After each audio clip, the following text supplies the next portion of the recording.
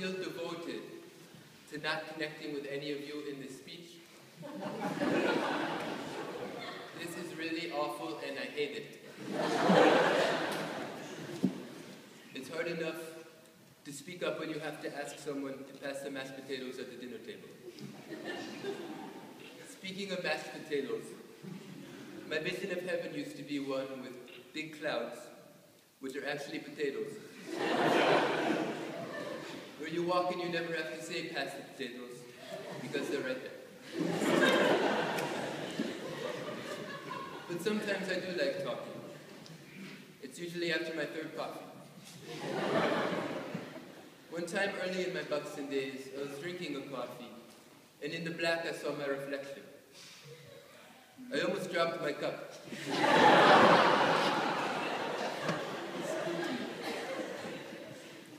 I knew it was me because no one else could be in the cup. But I didn't like my face that morning, and it wrecked my mood for talking. I've been thinking lately about how these flash glimpses make up our self-image. It means that whenever you're with people, conversing excitedly, you will never see what other people see because you will never see yourself as you see them. In every photograph, there is a blank spot that is yourself. A little while ago, I was sitting with 4 other people on top of one of Buxton's big hay barrels in the meadow. We held on to each other to keep from falling, but we all fell. On top of the haystack, I felt a strong linkage of the pieces of the world to notes of a song.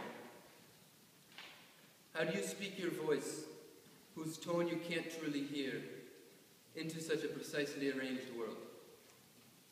We were there for modern dance class. In another class period, we did an exercise where I had to close my eyes as another person led me blindly up the soccer fields in the mild rain. I was left to piece together my location by sniffing leaves and rubbing tree bark. I bumped my head into a bench.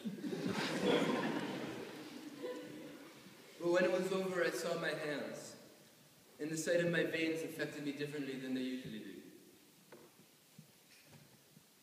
Instead of bulgy and weird, they struck me somewhat poignantly.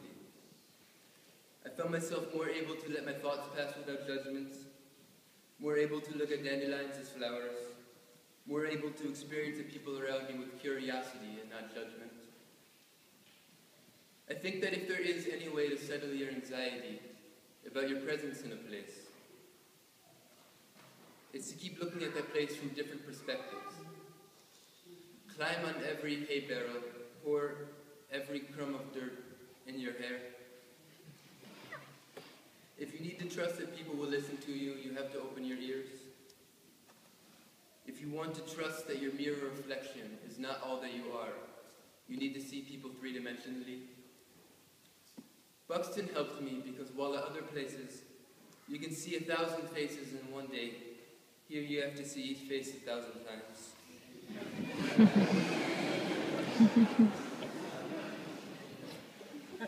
It's true when I said it's not in my speech that I'm trying to connect with you. It's not in the words that we might intertwine, any more than coffee can make a person communicate. When I say to the people here who restructured my brain that you are my cloud of mashed potatoes, my words are not the vehicle or anything more than the tip of the humongous iceberg of my feeling.